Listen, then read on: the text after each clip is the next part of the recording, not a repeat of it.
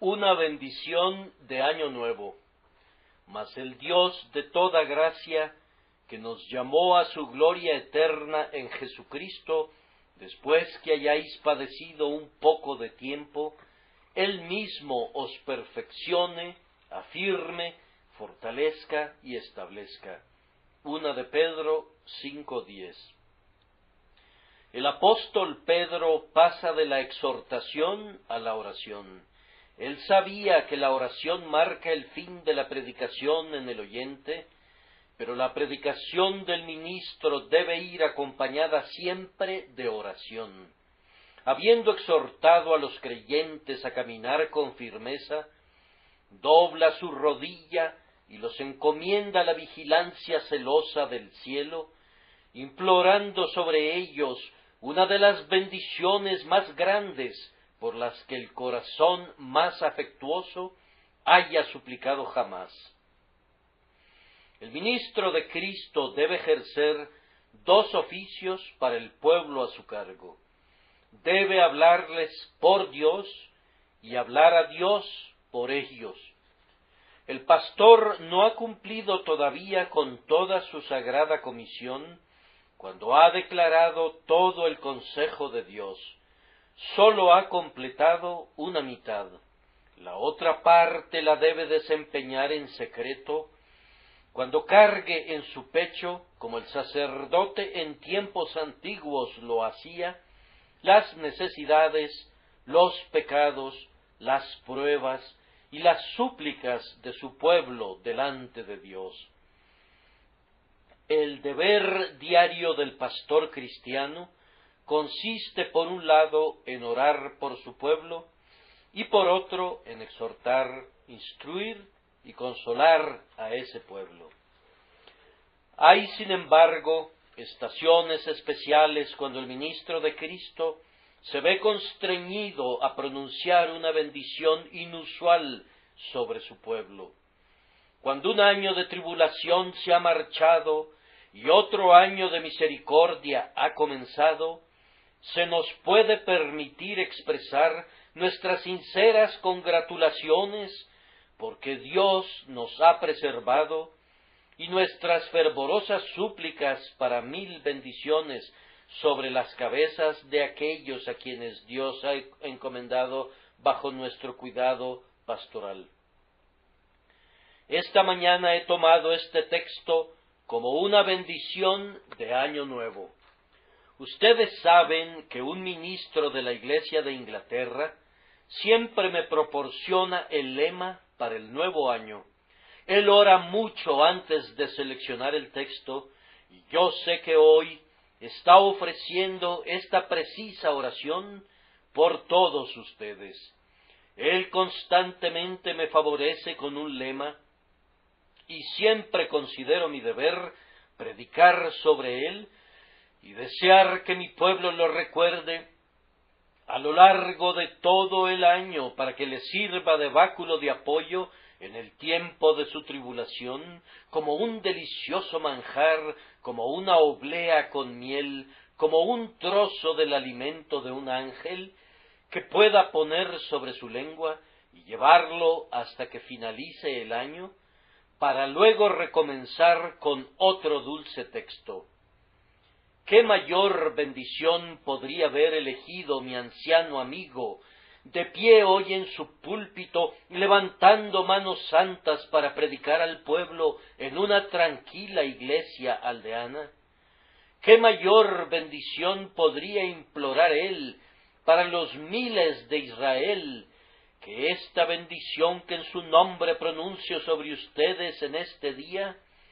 Mas el Dios de toda gracia, que nos llamó a su gloria eterna en Jesucristo, después que hayáis padecido un poco de tiempo, Él mismo os perfeccione, afirme, fortalezca y establezca. Al predicar sobre este texto, tendré que comentar primero lo que el apóstol pide al cielo, y luego, en segundo lugar, por qué espera recibirlo. La razón de su esperanza de recibir lo que pide está contenida en el título que utiliza para dirigirse al Señor su Dios, mas el Dios de toda gracia, que nos llamó a su gloria eterna en Jesucristo. Entonces, en primer lugar, lo que el apóstol pide para todos aquellos a quienes escribió esta epístola. Él pide para ellos 4 joyas resplandecientes colocadas sobre un negro paño de realce. Las 4 joyas son estas: perfección, afirmación, fortalecimiento, establecimiento. El negro paño de realce sobre el que están colocadas es este: después que hayáis padecido un poco de tiempo.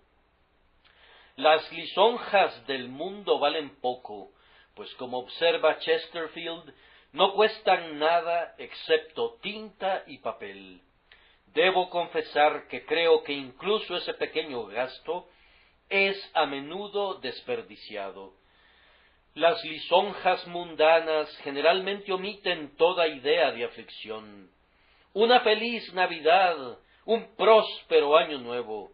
No hay ninguna suposición de algo que se parezca al padecimiento. Pero las bendiciones cristianas apuntan a la verdad de los asuntos.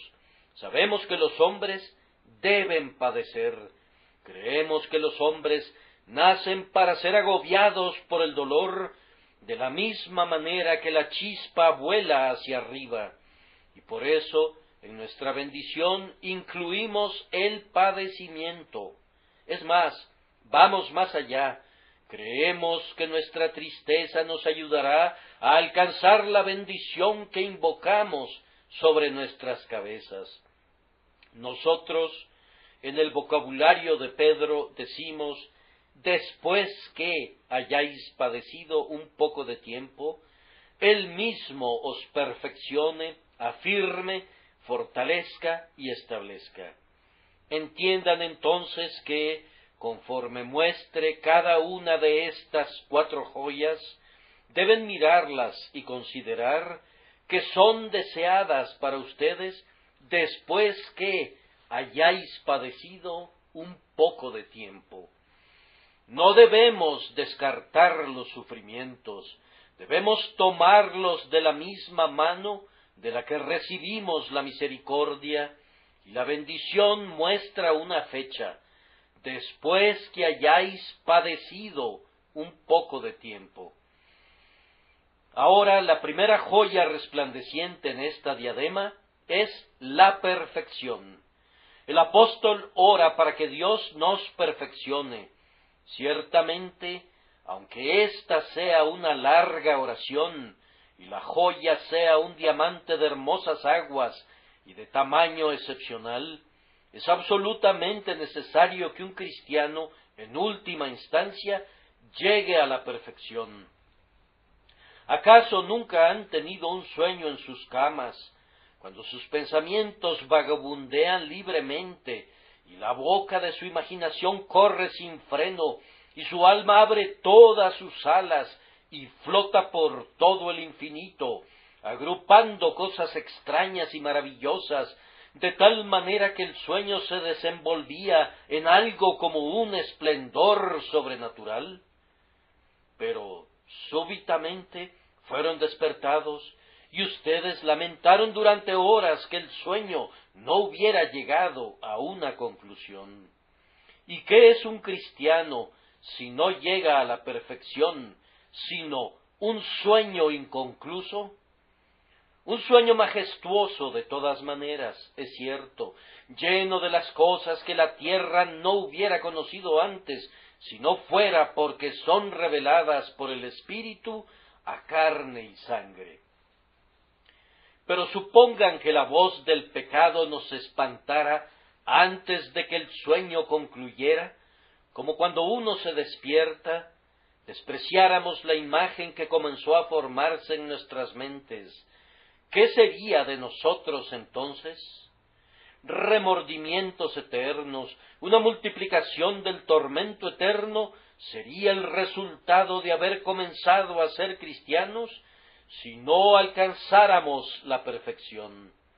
Si pudiese existir tal cosa como un hombre en quien se comenzó la obra de la santificación, pero en quien Dios el Espíritu cesara de obrar, si pudiera haber un ser tan infeliz como para ser llamado por la gracia, para ser abandonado antes de ser perfeccionado, no habría entre los condenados en el infierno un desventurado más infeliz. No sería una bendición que Dios comenzara a bendecir si no llevara a la perfección. Sería la más grande maldición que el odio omnipotente podría pronunciar, darle a un hombre la gracia, pero que esa gracia no lo condujera hasta el fin y no lo pusiera con seguridad en el cielo. Yo debo confesar que preferiría soportar los tormentos de ese terrible arcángel Satanás por toda la eternidad, que tener que sufrir como a uno a quien Dios una vez amó, pero a quien después desechó. Pero eso no sucederá nunca. A quien una vez eligió, Él no lo rechazará. Sabemos que donde Él ha comenzado la buena obra, la perfeccionará hasta el día de Jesucristo. Grandiosa es la oración, entonces, en la que el apóstol pide que seamos perfeccionados. ¿Qué sería de un cristiano si no fuese perfeccionado? ¿Nunca han visto un lienzo sobre el que la mano del pintor haya bosquejado con atrevido pincel alguna maravillosa escena de grandeza? Ven donde el vivo color ha sido pintado con una habilidad casi sobrehumana, pero el artista cayó muerto repentinamente y la mano que dibujó milagros de arte quedó paralizada y el pincel cayó. ¿Acaso no es fuente de lamentos en el mundo que alguna vez se haya comenzado una pintura que no pudo ser terminada nunca? ¿No han visto el humano rostro divino en un relieve cincelado en mármol? ¿Han visto la exquisita habilidad del escultor y se han tenido que decir a ustedes mismos: esto será una cosa maravillosa, que muestra sin par de habilidad humana? Pero ¡ay!, nunca fue completada, no se pudo terminar. Y podrían imaginarse, cualquiera de ustedes, que Dios comenzara a esculpir un ser perfecto y que no lo terminara. ¿Piensan que la mano de la sabiduría divina bosquejaría al cristiano sin completar sus detalles? ¿Acaso Dios nos ha tomado de la cantera como una piedra sin labrar y ha comenzado a esculpir en nosotros y a mostrar su arte divino, su maravillosa sabiduría y gracia, para luego echarnos fuera?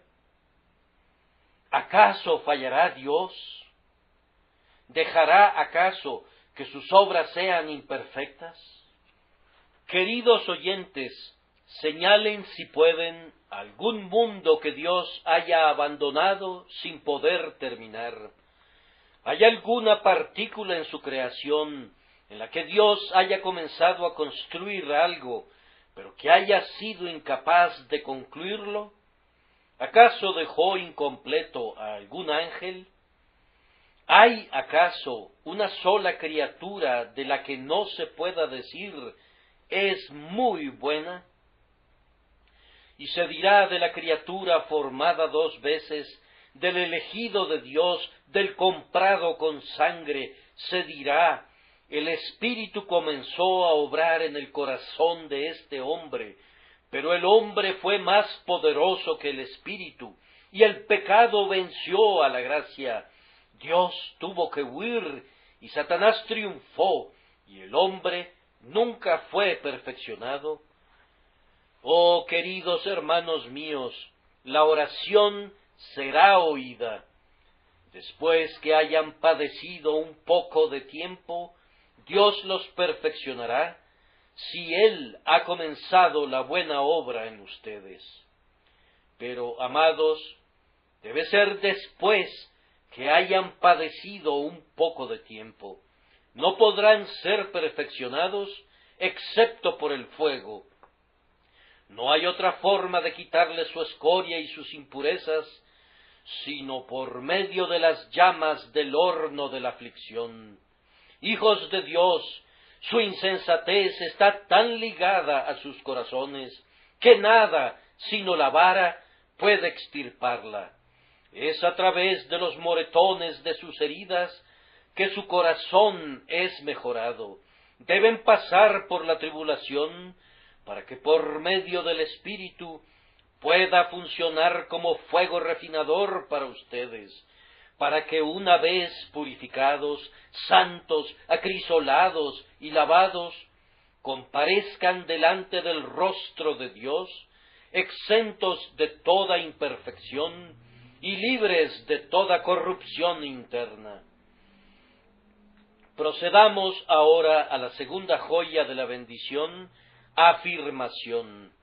No es suficiente que el cristiano haya recibido una perfección proporcional si no es afirmado. Ustedes han visto un arco en el cielo cuando se hace visible sobre la llanura. Sus colores son gloriosos y sus matices son raros. Aunque lo hemos visto muchísimas veces, nunca deja de ser algo bellísimo y un gozo por siempre. Pero qué lástima del arco iris, no está afirmado, se desvanece, y he aquí, ya no está. Los bellos colores ceden paso a las nubes aborregadas, y la bóveda celeste ya no brilla con los tintes del cielo. No está afirmado. ¿Cómo puede ser eso? Algo que está hecho de rayos pasajeros de sol y gotas inestables de lluvia, ¿cómo podría permanecer? Y fíjense en esto, entre más bella es la visión, más desconsolada es la reflexión cuando esa visión se desvanece y no queda nada sino oscuridad. Entonces, ser afirmado es un deseo muy necesario para el cristiano. De todas las concepciones conocidas de Dios, junto a su Hijo encarnado, no dudo en pronunciar al cristiano la más noble concepción de Dios.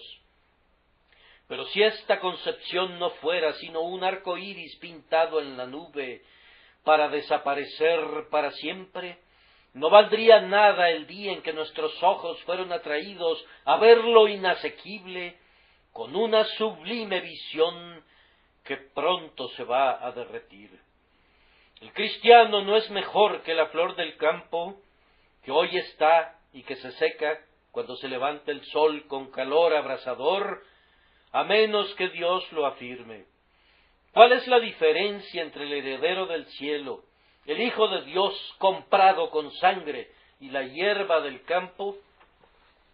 Oh, que Dios les otorgue esta rica bendición, para que no sean como el humo de una chimenea, que es rápidamente dispersado por el viento, que su bondad no sea como la nube mañanera, ni como el rocío temprano que se evapora, sino que sean afirmados, y que cada bien que tengan sea un bien permanente, que su carácter no sea como las letras escritas sobre arena, sino una inscripción en la roca, que su fe no sea como la urdimbre sin marco de una visión, sino que esté construida con material de piedra que aguantará ese horrible incendio que consumirá la madera, el heno y la hojarasca del hipócrita.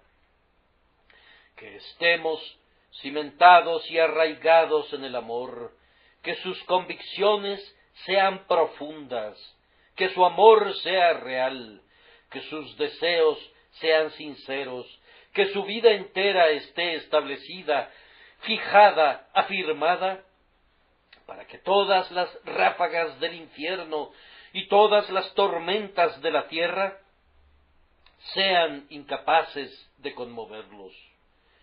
Ustedes saben que consideramos que algunos cristianos están muy afirmados desde hace tiempo.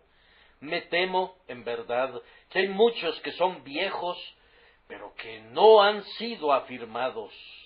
Una cosa es tener el cabello blanco por los años, pero otra cosa muy diferente es que obtengamos sabiduría. Hay algunos que no se vuelven más sabios a pesar de su experiencia. Aunque sus dedos estén bien cubiertos por la experiencia, no han aprendido en esa escuela. Sé que hay muchos viejos cristianos que pueden decir de sí mismos, y decirlo también con mucha tristeza, que quisieran volver a tener sus oportunidades para poder aprender más y poder estar más afirmados. Les hemos oído cantar: descubro que soy un aprendiz todavía, inhábil, débil y presto para errar. Sin embargo, yo oro porque la bendición del apóstol sea derramada en nosotros, independientemente de que seamos jóvenes o viejos, pero especialmente en aquellos que han conocido por largo tiempo a su Señor y Salvador. Ustedes no deben estar sujetos ahora a esas dudas que vejan a los bebés en la gracia. No se les debe estar enseñando siempre los primeros rudimentos. Deben proseguir a algo más elevado. Se están acercando al cielo.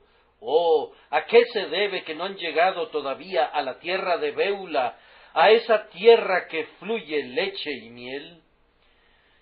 Ciertamente sus titubeos no combinan con los cabellos grises. Da la impresión que fueron blanqueados con la luz del sol del cielo. ¿Cómo es posible que sus ojos no despidan algo de esa luz? Nosotros, que somos jóvenes, buscamos un ejemplo en ustedes, que son cristianos bien afirmados. Y si los vemos dudar y los oímos hablando con un labio tembloroso, entonces nos abatimos en grado sumo. Oramos por nosotros y por ustedes, para que esta bendición se cumpla en ustedes, para que puedan ser afirmados, para que no se ejerciten más en la duda, para que conozcan su interés en Cristo, para que se sientan seguros en Él, para que descansando en la roca de las edades puedan saber que no perecerán mientras estén fijados allí.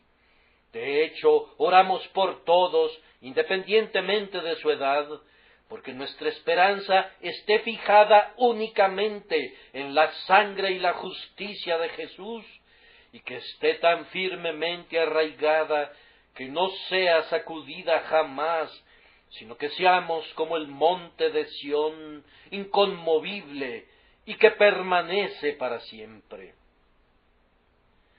De esta manera he comentado sobre la segunda joya de esta bendición. Pero fíjense, no podemos obtenerla sino después de haber padecido un poco de tiempo. No podemos ser afirmados excepto por medio del padecimiento. Es inútil esperar que estaremos bien arraigados si los vientos de marzo no han soplado sobre nuestras cabezas.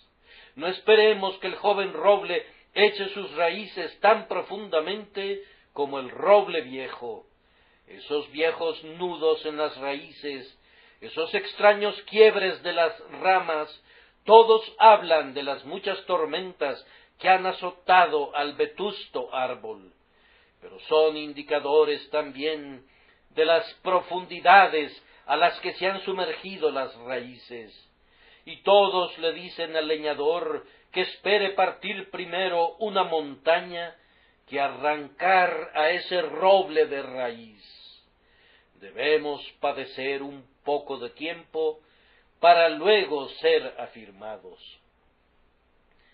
Ahora vamos a comentar la tercera bendición, que es fortalecimiento. Hermanos, esta es también una bendición muy necesaria para todos los cristianos. Hay algunos caracteres que parecen estar fijados y afirmados, pero todavía carecen de fuerza y de vigor. ¿Me permiten darles un retrato de un cristiano sin fuerzas? Ahí lo tienen. Él ha apoyado la causa del Rey Jesús, se ha puesto su armadura, se ha alistado en el ejército celestial. ¿Pueden observarlo? Está perfectamente armado de la cabeza a los pies y lleva consigo el escudo de la fe. ¿Pueden ver también cuán firmemente está afirmado? Mantiene su lugar y no será movido de allí. Pero véanlo, cuando usa su espada, golpea con muy poca fuerza. Su escudo, aunque lo sostenga tan firmemente como su debilidad se lo permita, tiembla en su puño. Allí está, y no se moverá. Sin embargo, cuán tan valiente es su posición. Sus rodillas chocan entre sí con espanto cuando oye el sonido y el ruido de la guerra y del tumulto. ¿Qué necesita este hombre? Su voluntad es correcta y su corazón está puesto plenamente en las cosas buenas. ¿Qué necesita? Pues necesita fuerza. El pobre hombre es débil y semeja a un niño. Ya sea porque ha sido alimentado con comida desabrida e insustancial, o por causa de algún pecado que lo ha acosado, no tiene la fuerza ni la vitalidad que debería morar en un cristiano. Pero una vez que la oración de Pedro sea respondida para él, ¡cuán fuerte se volverá! En todo el mundo no hay criatura tan fuerte como un cristiano cuando Dios está con él. Habla de Behemoth, no es sino algo muy pequeño. Su poder es debilidad cuando se le compara con el creyente. Habla de Leviatán, que hace que el abismo sea blanco. Él no es el jefe de los caminos de Dios. El verdadero creyente es más poderoso que él. ¿Nunca has visto al cristiano cuando Dios está con él? Huele la batalla desde lejos y clama en medio del tumulto, ¡ajá, ajá, ajá! Se ríe de todas las huestes enemigas. Y si lo comparas con Leviatán, si es arrojado en un mar de tribulación, da latigazos por todos lados y hace que el abismo se vuelva blanco con bendiciones. Las profundidades no le sobrecogen, ni teme a las rocas. Tiene la protección de Dios a su alrededor, y las aguas no pueden ahogarle. Es más, se vuelven un elemento de deleite para él, cuando por la gracia de Dios se regocija en medio de las altas ondas.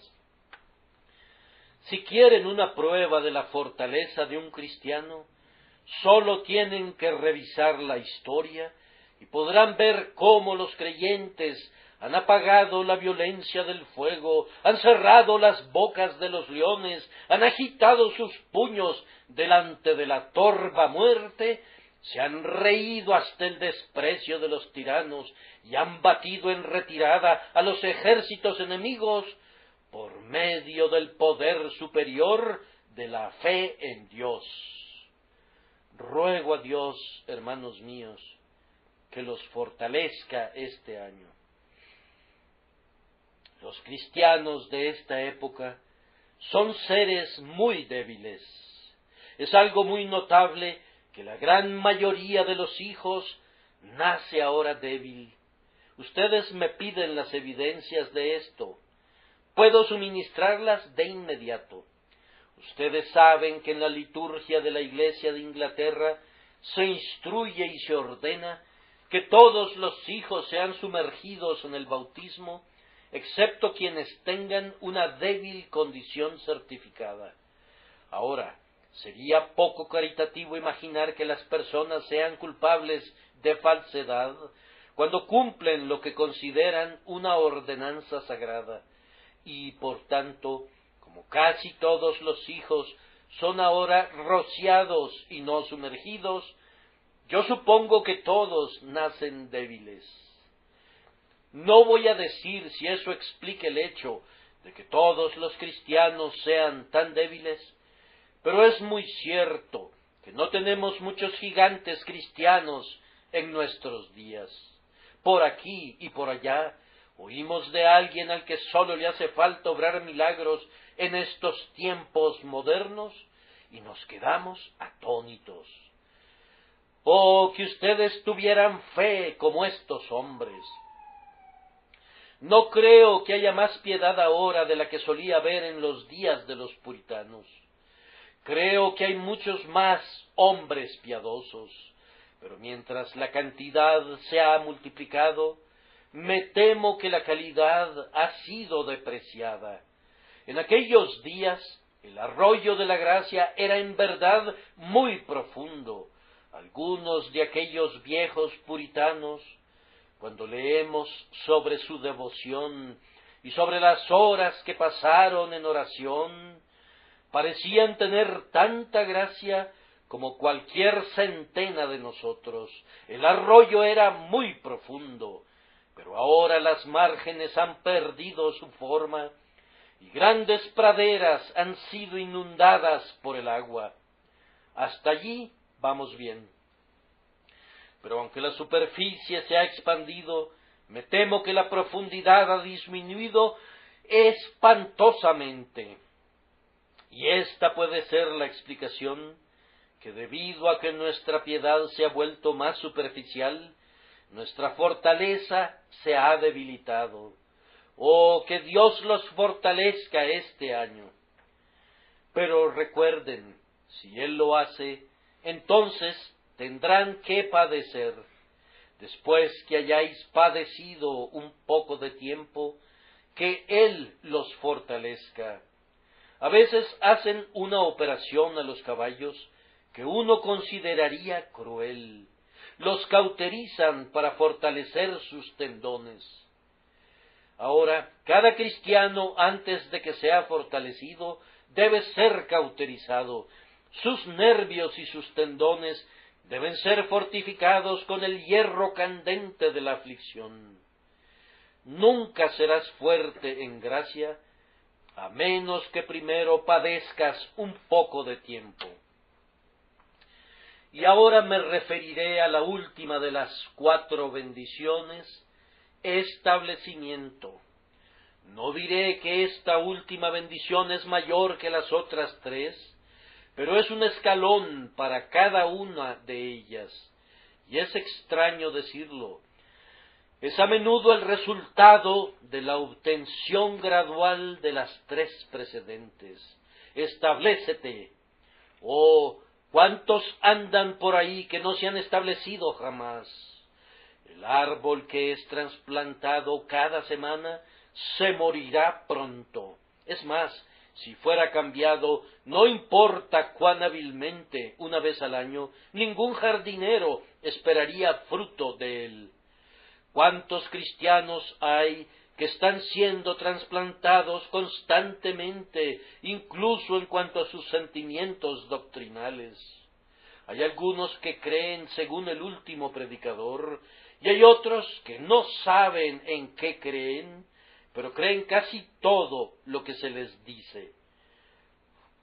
El espíritu de la caridad cristiana, tan cultivado en estos días y que todos amamos tanto, ha ayudado, me temo, a traer al mundo una especie de latitudinarianismo, o en otras palabras, los hombres han llegado a creer que no importa en qué crean, que aunque un ministro diga es así y el otro diga no es así, sin embargo los dos estamos en lo correcto, que aunque nos contradigamos absolutamente el uno al otro, a pesar de ello, ambos tenemos la razón.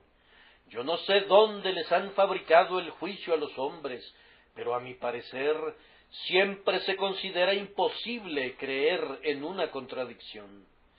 No puedo entender nunca cómo sentimientos tan encontrados puedan ser conformados a la palabra de Dios, que es la norma de la verdad. Pero hay algunos que son como una veleta sobre el campanario de una iglesia, pues se voltean donde sople el viento. Como dijo el buen señor Whitefield, sería más fácil medir la luna para vestirla que identificar sus sentimientos doctrinales, pues siempre están variando y siempre están cambiando.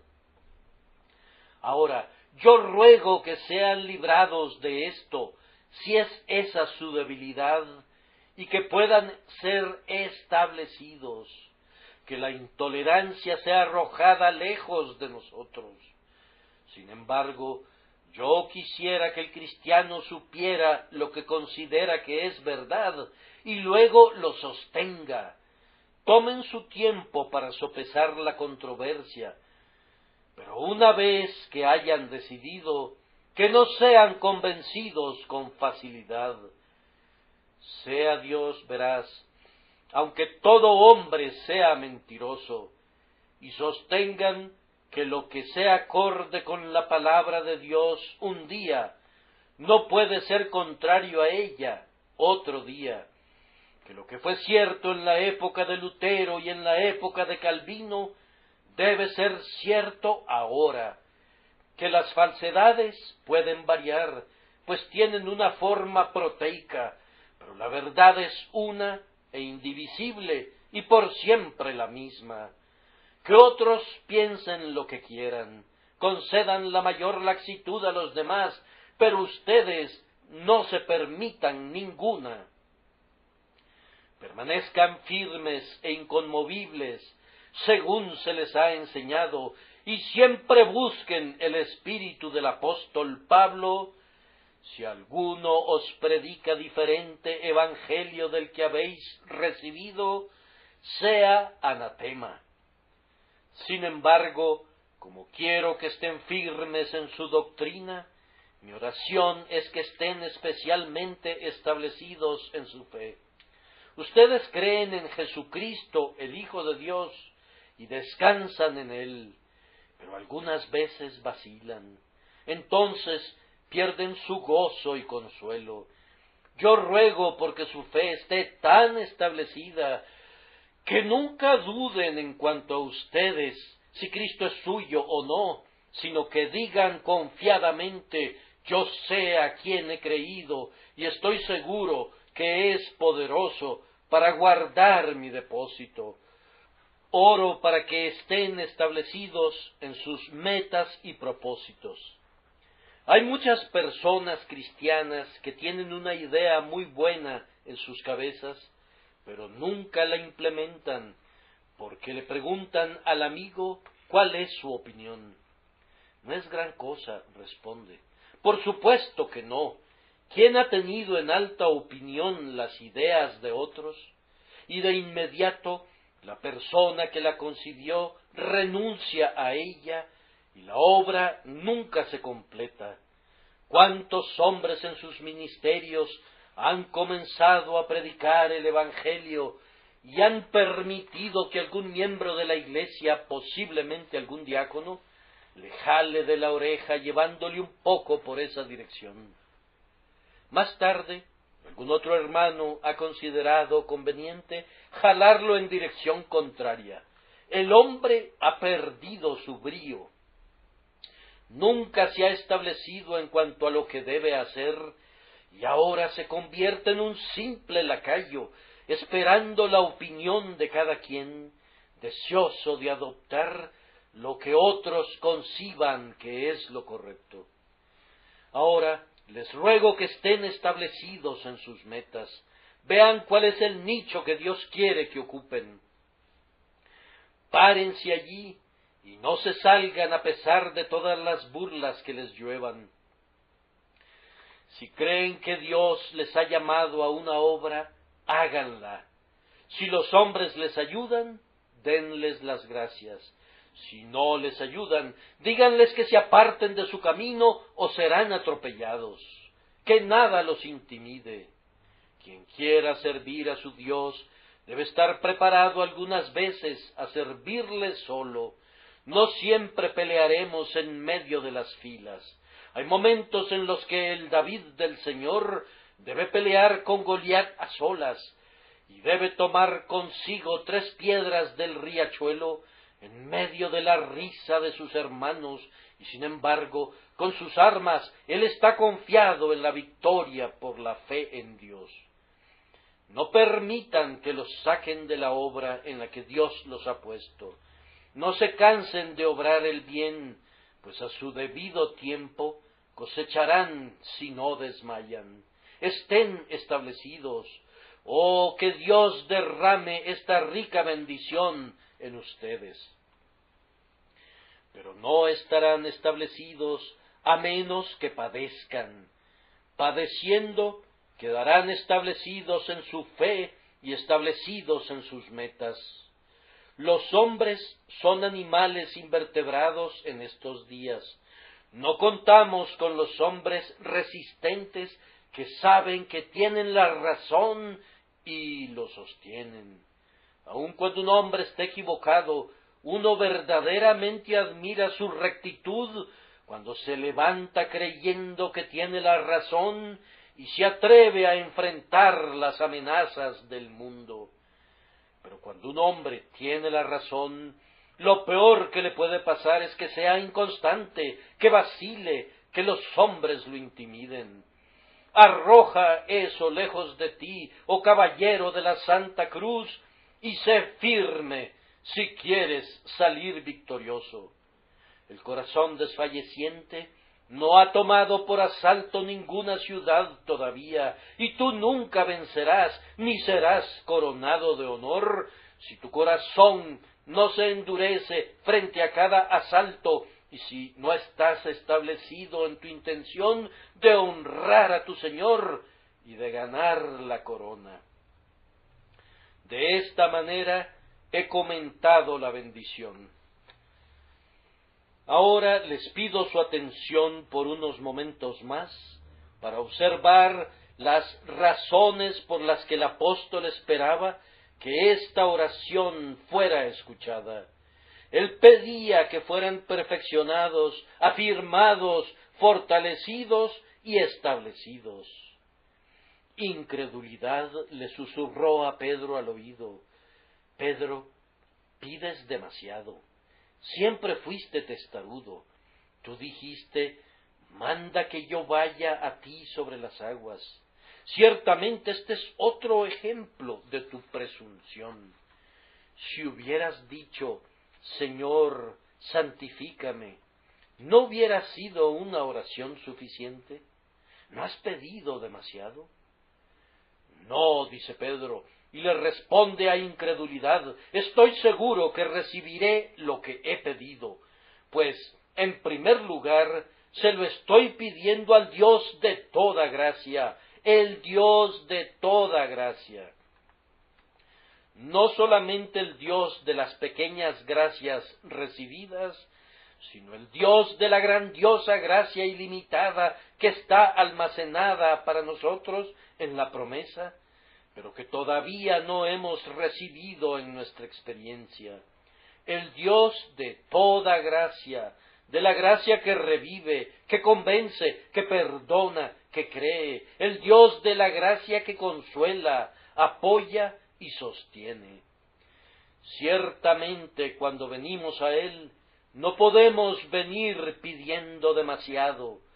Si Él es el Dios, no de una gracia, ni de 2 gracias, sino de todas las gracias, si en Él está almacenado un suministro infinito, ilimitado, inacabable, ¿cómo podríamos pedir demasiado, aunque pidamos que lleguemos a ser perfectos?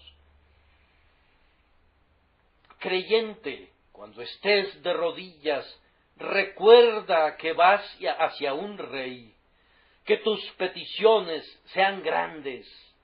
Imita el ejemplo de un cortesano de Alejandro, que cuando se le dijo que podía recibir lo que pidiera como recompensa por su valor, pidió una suma de dinero tan grande que el tesorero de Alejandro rehusó entregársela sin hablar primero con el monarca. Cuando vio al monarca, éste sonrió y le dijo: «En verdad es demasiado eso que pide, pero no es demasiado para que Alejandro se lo conceda. Lo admiro por su fe en mí. Entrégale todo lo que pida. Me atreveré a pedir que mi temperamento airado me sea quitado, que mi terquedad sea extirpada y mis imperfecciones sean cubiertas. Puedo pedir ser semejante a Adán en el huerto, no, más aún, tan puro y perfecto como Dios mismo. Puedo pedir que un día camine por las calles de oro y ceñido con las vestiduras de mi Salvador, santo como el santo, estar en el pleno brillo de la gloria de Dios y clamar: ¿quién acusará a los escogidos de Dios? Sí, puedo solicitarlo y lo tendré, pues Él es el Dios de toda gracia». Miren de nuevo el texto y vean otra razón por la que Pedro sabía que su oración sería escuchada. Mas el Dios de toda gracia que nos llamó. Incredulidad podría haberle dicho a Pedro: «Ah, Pedro, es verdad que Dios es el Dios de toda gracia, pero Él es una fuente cerrada, como aguas selladas». «Ah», dice Pedro, «ven acá, Satanás, no saboreas las cosas de Dios, no es una fuente sellada de toda gracia, pues ha comenzado a fluir. Mas el Dios de toda gracia que nos llamó». El llamamiento es la primera gota de misericordia que ha caído en los labios sedientos del moribundo. El llamamiento es el primer eslabón de oro de la cadena sin fin de eternas misericordias. No el primero en orden de tiempo con Dios, sino el primero en orden de tiempo con nosotros. Lo primero que conocemos de Cristo en su misericordia es que Él clama: «Venid a mí todos los que estáis trabajados y cargados», y que por medio de su dulce espíritu se dirige a nosotros de tal forma que obedecemos al llamado y venimos a Él. Ahora observen, si Dios me ha llamado, puedo pedirle que me afirme y me guarde, puedo pedirle que conforme transcurran los años, mi piedad no se extinga. Puedo pedir que la zarza arda, pero que no se consuma, que la tinaja de harina no escasee y la vasija de aceite no disminuya. Me atreveré a pedir que hasta la última hora de vida pueda ser fiel a Dios, porque Dios es fiel conmigo. Sí, puedo pedirlo, y también lo obtendré, porque el Dios que llama da el reposo. Porque a los que antes conoció, también los predestinó, y a los que predestinó, a éstos también llamó, y a los que llamó, a éstos también justificó, y a los que justificó, a éstos también glorificó. Piensa en tu llamamiento, cristiano, y ten ánimo, porque irrevocables son los dones y el llamamiento de Dios. Si Él te ha llamado, nunca se arrepentirá de lo que ha hecho, ni cesará de bendecir, ni cesará de salvar. Pero creo que hay una razón todavía más poderosa. Mas el Dios de toda gracia, que nos llamó a su gloria eterna. Querido oyente, ¿te ha llamado Dios? ¿Sabes para qué te ha llamado? Primero te llamó a la casa de la convicción, donde te hizo sentir tu pecado. Luego te llamó a la cima del Calvario, donde viste realmente tu pecado expiado y tu perdón sellado con la sangre preciosa. Y ahora Él te llama: ¿Y a dónde te llama? Oigo una voz hoy. La incredulidad me dice que hay una voz que me está llamando a las ondas del Jordán. Oh incredulidad, es verdad que mi alma tiene que vadear a través de las ondas tormentosas de ese mar, pero la voz proviene de las profundidades de la tumba, proviene de la gloria eterna.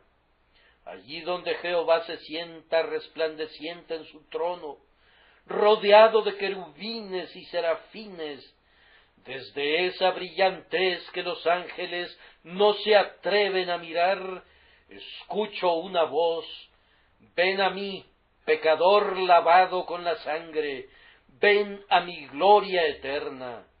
Oh cielos, ¿no es este un maravilloso llamado?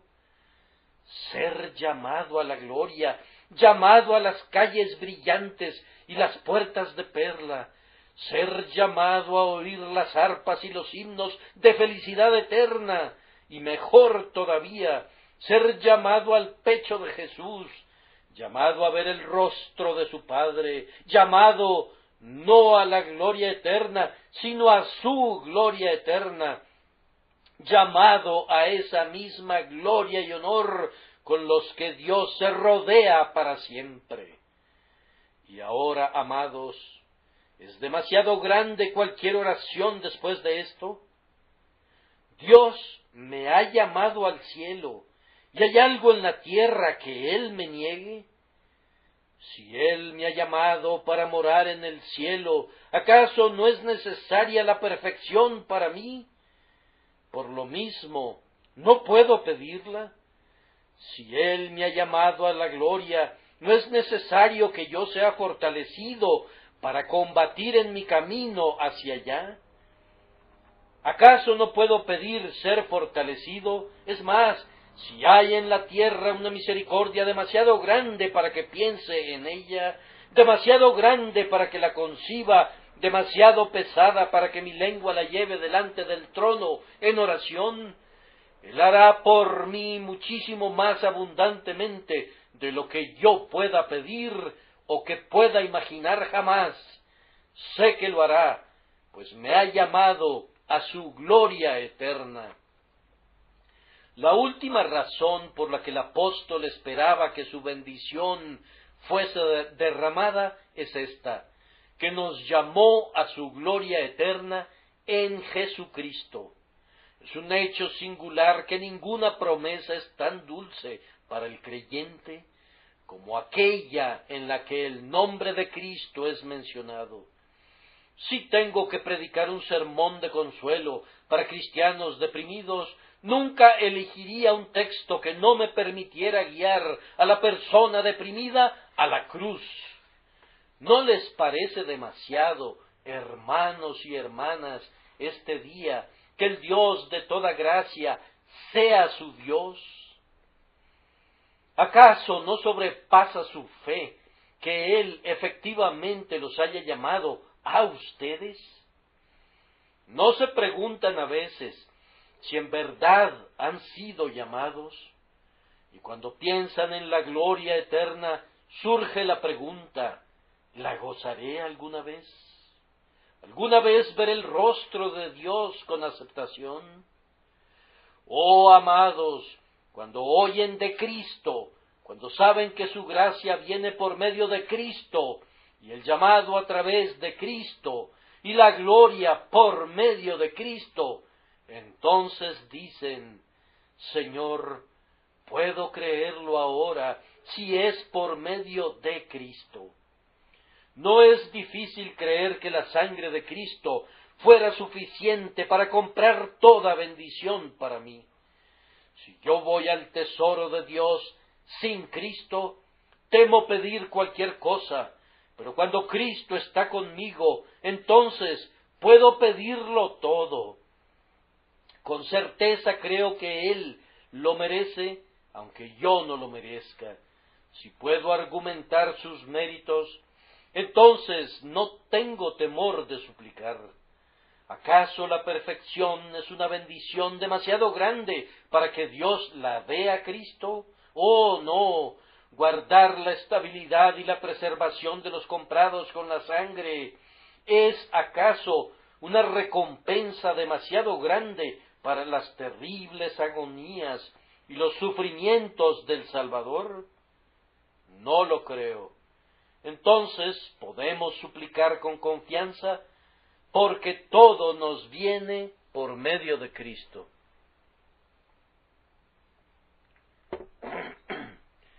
Para concluir, quisiera hacer este comentario. Deseo, hermanos y hermanas míos, que durante este año puedan vivir más cerca de Cristo de lo que hayan vivido antes. Estén convencidos de ello. Cuando pensamos mucho en Cristo, es cuando pensamos menos en nosotros mismos, en nuestras aflicciones y en las dudas y temores que nos asedian. Comiencen a hacerlo en este día y que Dios les ayude. No permitan que pasen ningún día por sobre sus cabezas sin una visita al huerto de Getsemaní y la cruz del Calvario. Y en cuanto a algunos de ustedes que no son salvos y no conocen al Redentor, quiera Dios que en este mismo día vengan a Cristo. Me atrevo a decir que ustedes creen que venir a Cristo es algo terrible, que necesitan estar preparados antes de que puedan venir, que Él será duro y riguroso con ustedes. Cuando los hombres tienen que ir donde el abogado, pueden temblar. Cuando tienen que visitar al doctor, pueden sentir temor. Aunque ambos tipos de profesionales no sean bienvenidos, a menudo son necesarios. Pero cuando vengan a Cristo, pueden venir con audacia. No tienen que pagar honorarios, no se necesita preparación, pueden venir tal como son. Martín Lutero hizo un comentario lleno de valor cuando dijo: «Yo correría los brazos de Cristo aun si tuviese una espada desenvainada en su mano». Ahora, Él no tiene una espada desenvainada, sino que tiene sus heridas en las manos. Corre a sus brazos, pobre pecador. Oh, tú preguntas, ¿puedo venir? ¿Cómo puedes hacer esa pregunta? Se te ordena venir. El gran mandamiento del Evangelio es: cree en el Señor Jesucristo. Los que desobedecen este mandamiento, desobedecen a Dios. Es tan mandamiento de Dios que el hombre crea en Cristo, como lo es que debemos amar a nuestro prójimo. Ahora, como es un mandamiento, yo tengo ciertamente el derecho de obedecerlo. Ustedes pueden ver que no hay ninguna duda. Un pecador tiene la libertad de creer en Cristo porque se le dice que lo haga. Dios no le habría dicho que hiciera algo que no deba hacer. Se te permite que creas. Oh, dirá alguien, eso es todo lo que necesito saber. Yo creo que Cristo puede salvar perpetuamente. Puedo hacer descansar mi alma en Él y decir, ya sea que me hunda o nade, muy bendito Jesús, tú eres mi Señor. Dices, ¿puedo hacerlo? Hombre, se te ordena que lo hagas. Oh, que puedas hacerlo. Recuerda, en esto no estás arriesgando nada. El riesgo está en no hacerlo. Arrójate en Cristo, pecador. Desecha cualquier otra dependencia y descansa únicamente en Él. No, dirá alguien, yo no estoy preparado. ¿Preparado, amigo? Entonces no me has entendido. No se necesita de ninguna preparación. Se trata de venir simplemente como eres. Oh, no siento mi necesidad lo suficiente. Yo sé que no, pero ¿qué tiene que ver con esto? Se te ordena que te arrojes en Cristo, no importa qué tan negro o qué tan malo seas, confía en Él. El que cree en Cristo será salvo, aunque sus pecados sean demasiados. El que no cree será condenado, aunque sus pecados no sean tantos. El gran mandamiento del Evangelio es: cree. Oh, dirá alguien, ¿debo decir que Cristo murió por mí? Ah, yo no dije eso. Tú lo sabrás pronto. Esa pregunta no tiene nada que ver contigo ahora. Tu asunto es creer en Cristo y confiar en Él, arrojarte en sus brazos, y que Dios, el Espíritu Santo, te fuerce suavemente ahora para que lo hagas. Ahora, pecador, aparta tus manos de tu propia justicia. Abandona toda idea de volverte mejor por medio de tu propia fortaleza. Abandónate a la promesa. Di: aunque no tengo ningún argumento, excepto que tu sangre fue derramada por mí y que me ordenas venir a ti, oh Cordero de Dios, yo vengo, yo vengo. No puedes confiar en Cristo para descubrir después que te ha engañado. Ahora, ¿me he expresado con claridad? Si hubiere aquí un grupo de personas endeudadas, y si yo dijera: si ustedes me confían sus deudas, serán pagadas, y ningún acreedor los molestará en adelante, me entenderían directamente. ¿Cómo es que no pueden entender que confiar en Cristo eliminará todas sus deudas, quitará todos sus pecados, y serán salvos eternamente? Oh Espíritu del Dios vivo, abre el entendimiento para recibirle y el corazón para obedecerle, y que muchas almas se arrojen sobre Cristo. Sobre todos ellos, así como en todos los creyentes, yo pronuncio la bendición con la cual los despediré. Mas el Dios de toda gracia, que nos llamó a su gloria eterna en Cristo, después que hayáis padecido un poco de tiempo, Él mismo os perfeccione, afirme, fortalezca y establezca.